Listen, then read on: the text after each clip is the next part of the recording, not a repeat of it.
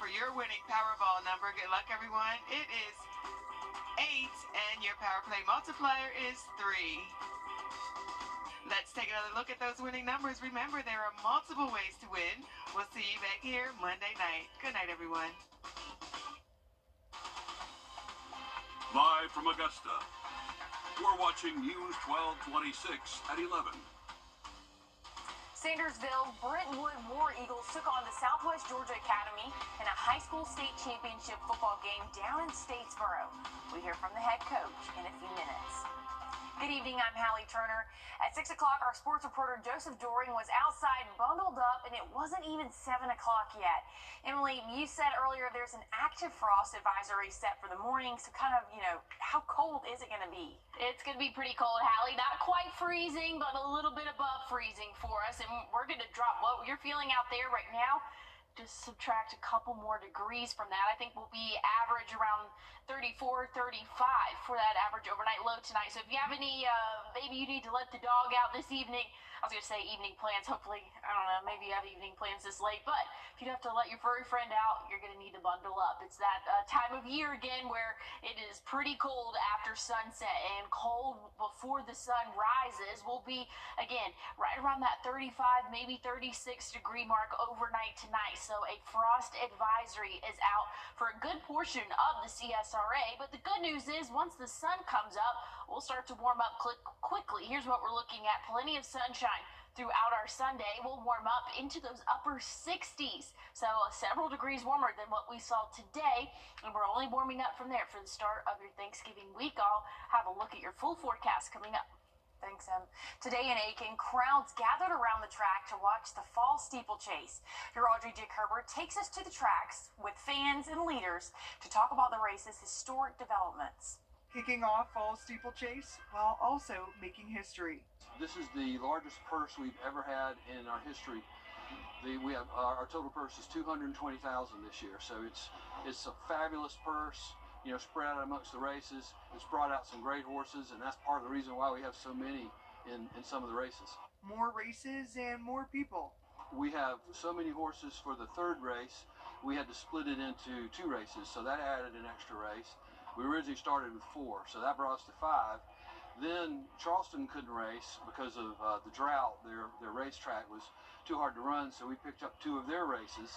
That makes 6 and 7. So we have 7 races to get finished today before it gets dark. And they said they're ready for it. If you look out at the track, it is in absolutely perfect condition. The moisture's just right. The compaction's just right. A great day to race and watch while creating new memories and adding to old ones. Well, once you've seen it, you kind of like, you either love it or you hate it. But it is exceedingly exciting to see so many powerful horses running like that. I mean, it's just wonderful to watch them. And making plans to be back again for the next one. The next thing is a great tailgate party, and if you want to have fun, then you come to the steeplechase. That's it. In Aiken, Audrey Dick Herbert on your side. That's what I hear locally from people all around is that when they are ready to have fun in Aiken, it's the steeplechase. Leaders say horse racing clubs in South Carolina are looking to reignite the oldest jockey club in the nation, called the South Carolina Jockey Club. It started back in Charleston before the United States was even a nation in the early 1700s. Leaders say the number 6 race at the steeplechase was the first race for South Carolina Jockey Club, and officials hope to restart that club into a South Carolina Triple Crown event of sorts. And the Shepherd Community Blood Center is offering to help you with your Thanksgiving shopping list in exchange to help them out too with a blood donation. Anyone who donates blood with any of Shepherd's blood centers through Wednesday, November 27th, will get a voucher for a free turkey or ham. It's good for any turkey or ham up to about $15. No appointment is needed, and if you need to find a blood center, you can go to our website at wrdw.com. And heading into Thanksgiving week, you can foster a furry friend from any area animal shelter for the holiday. Augusta Animal Services says pickup goes up until Wednesday, and their pickup times are from 12 to 4. The SPCA Albright Center in Edgefield County will have pickup starting Monday. And in Aiken, the Friends of the Animal Shelter say you must get pre-approved by Tuesday before picking someone up. On your sideline. High school football continues after Thanksgiving, but for our Georgia private schools, tonight was the end of the road. Brentwood in southwest Georgia battled it out for a GIAA state championship. Joseph Doring brings us the latest. No, I'm not one to ever say War Eagle, but tonight I will be. Right here in Statesboro, the Brentwood War Eagles cap off a Cinderella season with a monster second-half defensive performance, and they lift them to a GIAA 2A state title game. 10-1 Brentwood taking on 9-1 Southwest Georgia. Ignore all the blockage here, but we have to show you the first of 3 touchdowns from Tristan Robinson. The freshman playing in the biggest game of his life gives Brentwood the early lead. Tristan, man, he's a stud. He's great in open space, but he's just a piece of the puzzle. We got an unbelievable team, and it just helps when you have these guys that can make plays in open space. Spinning in and helmet flying off. Robinson's second touchdown gave Brentwood a 14-6 halftime lead. The War Eagle defense stood tall in the second half, keeping the Warriors out of the score column the rest of the game. Very relentless. That little defense we got will get after your tail, and they did it tonight. Robinson's third touchdown of the night sealed this one away for Brentwood, and the celebration was on. Coach Adam Lord secures his first state championship with the War Eagles as they take down Southwest Georgia 28-6. I can't describe it, I'll be honest with you. This is my first one, but I know this. We have the greatest fans in the country. We have great kids, and I'm proud to be a Brentwood Eagle. In Statesboro, Joseph Doring on your side. Now checking in on the college football world from our regional teams. Number 8, Georgia Bulldogs. That's my alma mater, so go Dogs. They pulled away to beat UMass, and Clemson defeated the Citadel. USC defeated the Wofford Terriers. And back on Thursday, Georgia Tech secured a winning season as NC State missed a last-second field goal. Georgia Southern went on the road to beat Coastal Carolina. And wrapping up, just before we came on air, the Georgia State Panthers beat the Texas State Bobcats. Well, we're looking at a frost advisory out for a good portion of the CSRA. That's going to go until 8 a.m. tomorrow morning. I'll have a look on your chilly forecast coming up. And investigators are tracking another deadly food disease outbreak, the latest outbreak involving listeria, and what you need to know after a short break. Need convenient stocking stuffers or gifts for friends on the go? Pick up a Parker's Kitchen gift card. They're good for almost everything in store and fuel at any Parker's Kitchen location.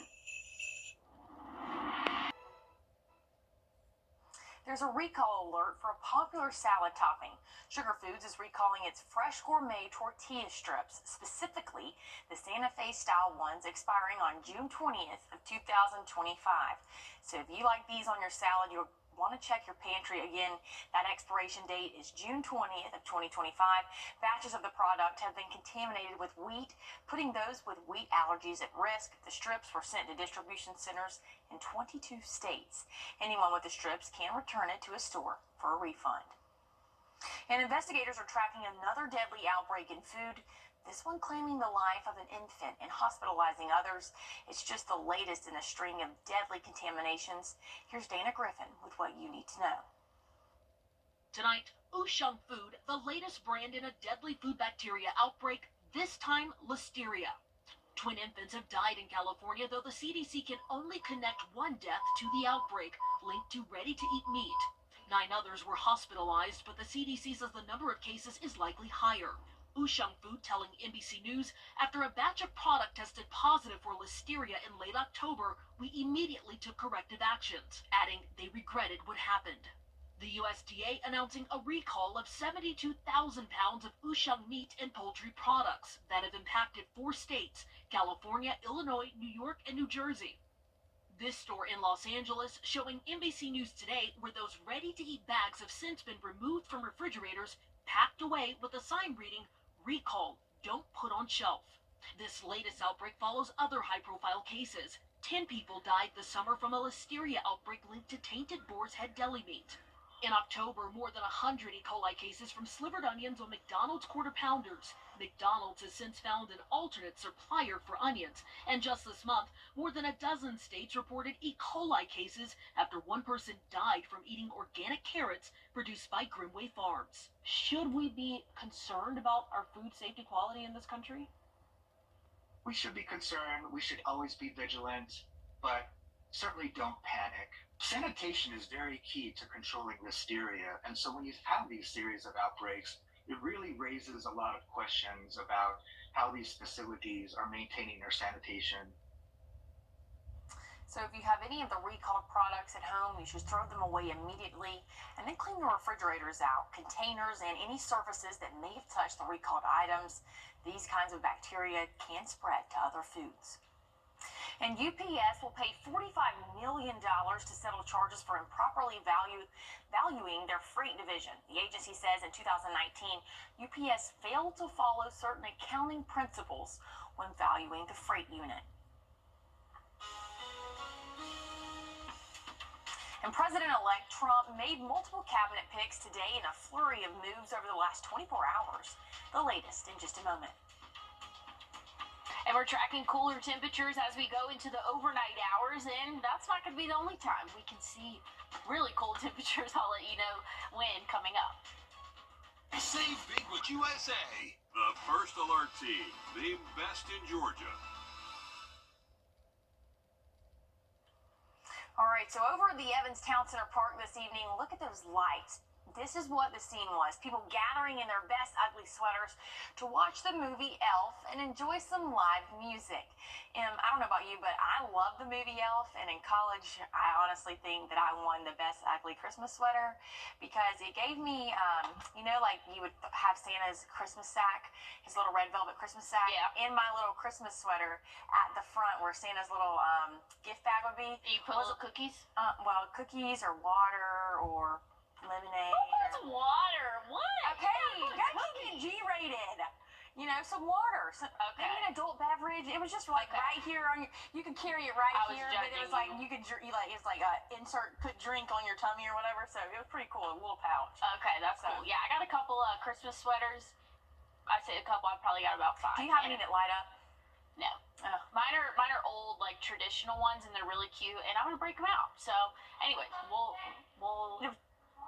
Yeah, you could definitely use a sweater tomorrow morning, especially. We are seeing right now at 40 here in Augusta. We're going to drop several more degrees overnight tonight. We can expect to see those lows really get low into those lower 30s for us. But right now, dew points, very dry out there. So we have dry, crisp air. We definitely do not need to be burning anything right now. 35 going to be that low overnight tonight. So again, very cold, calm conditions, dry conditions expected for us. And we have that frost advisory. Want to make sure I said that right. Frost advisory out until 8 a.m. tomorrow morning. So make sure you cover up any of those sensitive plants. We will again expect to see those temperatures get pretty low. And here's what we're looking at over the next couple of days. We have this cold front. It's going to be pushing through, a weaker one first, coming in Tuesday, and that could bring maybe an isolated shower, but really not banking on a whole lot of rainfall there. Wednesday looking beautiful, maybe even seeing those 70s for the high, and then we're going to have that rain really start to move in. So this is Thanksgiving for us. We can expect to see widespread rainfall. This is at 8 a.m. That's going to last throughout the day and even into those overnight hours. We can expect to see those rain chances stick around for us, unfortunately, but much cooler air going to be expected by next weekend. So here's a look at your Thanksgiving forecast. Like I said, rain chances are going to be here. So we can expect to have a wet Thanksgiving, unfortunately. But hey, leading up to it, looking beautiful. We'll be in the 70s by the start of the work week. Overnight lows can be anywhere from those 30s to 50s and 40s. We're a little bit all over the place over the next 7 days. Rain chances, though, again, are in the picture for Thanksgiving and even into early Friday morning. But I think by the time the sun comes up, conditions will be a lot drier for your Friday and a lot cooler, too. We'll only reach those upper 50s for the high Saturday. Could have sunny sky conditions, but only reach those middle 50s as well. And that's when we're really going to feel that cold front. Those overnight lows going to be near freezing by next weekend. Switching gears to politics, President-elect Trump's fast and as we head to break, here's a live look at Atlanta and your winning lottery numbers.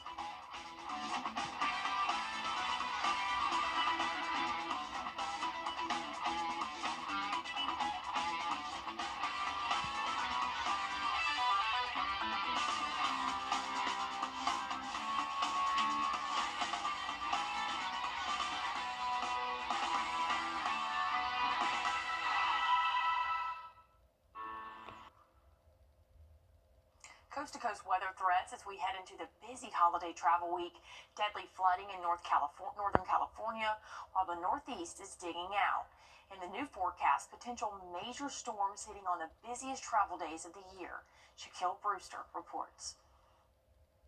Tonight, parts of the West Coast underwater as another round of unrelenting rain and heavy snow hit states from California to Colorado. We're always on alert. Came up much faster than I've ever seen. The record-setting system swelling rivers and triggering mudslides. In Sonoma County, California, floodwaters forcing rescues. Authorities say one person was found dead in a car this morning. If you see water, turn around, there's always another way you can go. Across wine country, some vineyard fields completely washed out. NBC News meteorologist Chase Kane is there. Here in Northern California, they got 5 months worth of rain in just 4 days. That sent the Russian River spilling out of its banks and flooding this RV park and mobile home community. And some people weren't able to get their vehicles and homes out of the way in time. In Washington state, customers warned some will be in the dark until Monday after storms with hurricane-force winds earlier this week knocked out power to more than 100,000 people. On the other side of the country, New Jersey digging out from one of its largest November snowstorms in history, previewing more severe weather expected for the week of Thanksgiving. And Wednesday is the day that we are concerned about it. A new system that could sweep across the country, threatening snow, strong storms, and heavy rain. A forecast set to clash with the nearly 80 million people expected to get away for Thanksgiving. In Chicago, William Edwards and his family started their trip early, hoping to avoid the worst crowds. Everybody knows the day before Thanksgiving is the busiest travel day of the year. So you're avoiding that right now? Yes, for sure. I'll be on the beach.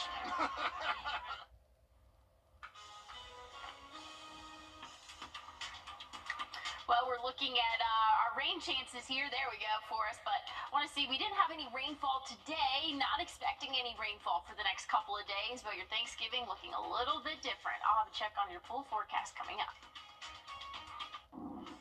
This is the latest system we're watching heading straight towards the southeast. Expect to see heavy showers and thunderstorms and We've issued a first alert for all of our counties here in the CSRA, and that's for the chance of strong. We are tracking a strong line of thunderstorms heading directly towards central Georgia. You can see right here, no one being spared from this first alert for today. You do have to play. The First Alert Radar Network, all the sweeps are working here, keeping every neighborhood covered. In a world where insurance companies don't San Francisco's Fairmont Hotel is in the holiday spirit. People showed up out west for the grand opening of the iconic gingerbread house. The two-story baked building includes more than 8,000 gingerbread bricks, a 10-foot-tall nutcracker guardsman, and a chimney for Santa and his reindeer. The house also includes a space for private tea and dinner events. You know, Emily, I would go to this. Oh yeah, me too. That's adorable. I don't have kids, but I don't even need kids to go. I would go. You are the kid. I am. Yes. Kid at heart. I love it. Look at that.